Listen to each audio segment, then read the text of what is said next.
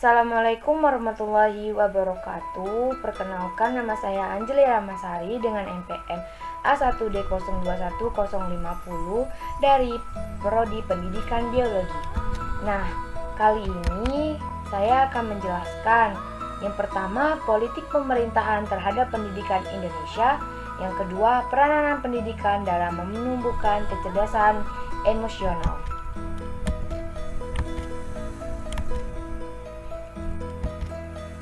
Dengan dosen pengampu Bapak Dr. Muhammad Kristiawan, MPD. Ada politik pemerintahan terhadap pemerintah Indonesia. Peranan pendidikan dalam menumbuhkan kecerdasan emosional. Yang satu, politik pemerintahan terhadap pendidikan Indonesia.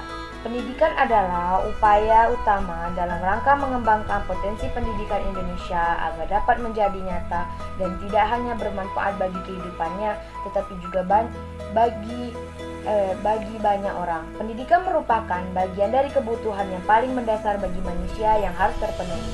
Maka, kunci keberhasilan pendidikan adalah dengan kebijakan-kebijakan strategis pemerintah dalam bidang pendidikan. Politik pada pemerintahan yang diharapkan tentunya berpihak pada rakyat kecuali kecil atau miskin. Karena hingga hari ini masih banyak orang tua yang belum mampu untuk menyekolahkan anak-anaknya bahkan pada tingkat dasar sekalipun. Dengan melihat kondisi yang seperti ini, bagaimana mungkin bangsa ini bisa berdiri sejajar dengan bangsa-bangsa luar yang kualitas pendidikan dan sumber daya manusianya itu sudah lebih konteks politik lebih khususnya. Dengan kondisi pendidikan yang seperti ini, bagaimana pemerintahan pendidikan dan politik bisa dilaksanakan dengan lancar dan bisa menghasilkan masyarakat politik yang diharapkan bagi banyak orang.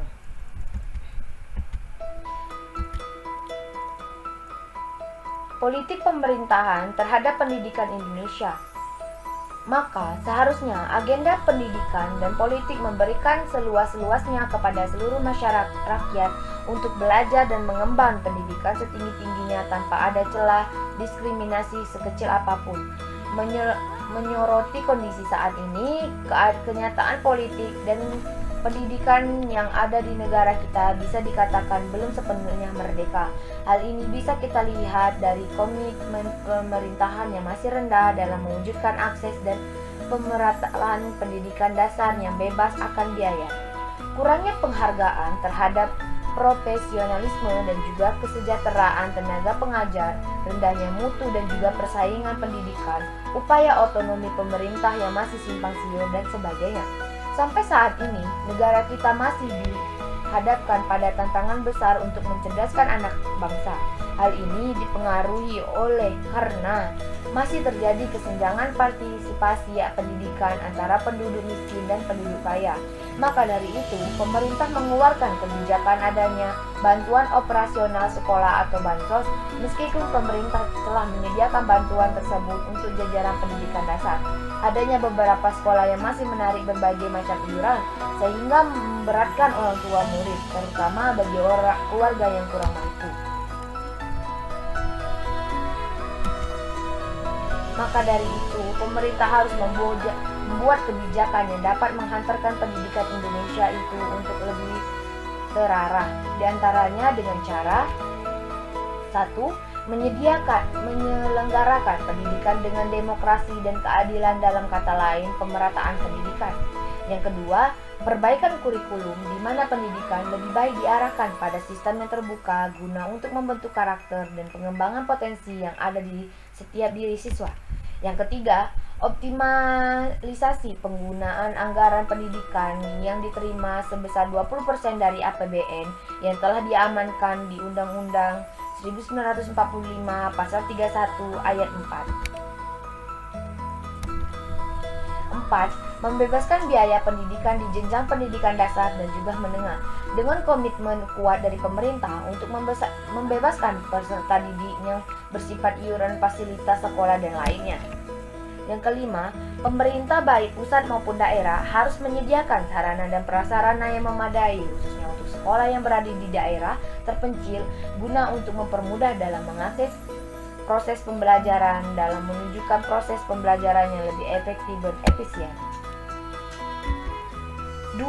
Peran pendidikan dalam menumbuhkan kecerdasan emosional. Kecerdasan emosional penting ditanamkan pada siswa karena pada kecerdasan emosional yang berperan adalah hati. Hati mengaktifkan nilai-nilai yang paling dalam, mengubah dari sesuatu yang berpikir menjadi sesuatu yang dijalankan. Hati mengetahui hal-hal yang dapat atau tidak dapat diketahui oleh pikiran. Hati adalah sumber keberanian dan semangat, integrasi dan komitmen. Jelasnya, kecerdasan emosional itu menuntun kemampuan untuk mengenali, mengelola, dan mengekspresikan dengan tepat, termasuk untuk memotivasi diri sendiri, mengenali emosi orang lain, serta membina hubungan dengan orang lain.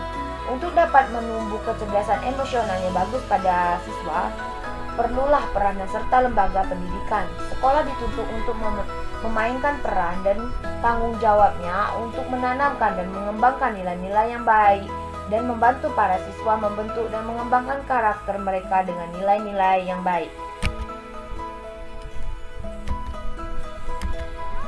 Dalam hal ini, pendidikan mengajukan adanya pendidikan karakter yang diarahkan untuk memberikan tekanan pada nilai-nilai tertentu seperti rasa hormat, tanggung jawab, jujur, peduli, dan adil, serta membantu siswa untuk memahami, memperhatikan, dan melakukan nilai-nilai tersebut dalam kehidupan mereka sendiri. Dalam pembentukan kecerdasan emosional seseorang, maka pendidikan berperan sebagai pendidikan nilai. Hal tersebut sesuai dengan tujuan pendidikan nasional yang diamanahkan dalam Undang-Undang Nomor 20 Tahun 2003 tentang Sistem Pendidikan Nasional. Pada pasal 3 menyatakan bahwa pendidikan nasional berfungsi mengembangkan kemampuan dan membentuk karakter serta peradaban yang bermartabat dalam rangka mencerdaskan kehidupan bangsa. Pendidikan nasional juga bertujuan untuk mengembang potensi peserta didik menjadi manusia yang bermanfaat dan bertawakal kepada Tuhan Yang Maha Esa, berakhlak mulia, sehat, berilmu, kreatif, mandiri, dan juga warga negara yang demokrasi serta bertanggung jawab. Ada 3 cara untuk menumbuhkan kecerdasan emosional. Yang pertama, sekolah harus mengarahkan siswa untuk merespon berbagai macam masalah yang muncul dalam masyarakat. Yang kedua, memberikan pengetahuan tentang arti penting komunikasi dan kepedulian terhadap sesama, sehingga siswa termotivasi dalam banyak bersosialisasi dengan orang lain. Yang terakhir, guru hendaknya selalu menumbuhkan optimisme dan kepercayaan diri kepada siswa. Nah, demikianlah yang dapat saya jelaskan. Terima kasih telah menonton. Sampai jumpa di pembahasan-pembahasan berikutnya. Dan juga saya memohon maaf jika ada kesalahan. Dan terima kasih sekali lagi saya ucapkan kepada dosen pemampu. Saya tutup. Wassalamualaikum warahmatullahi wabarakatuh.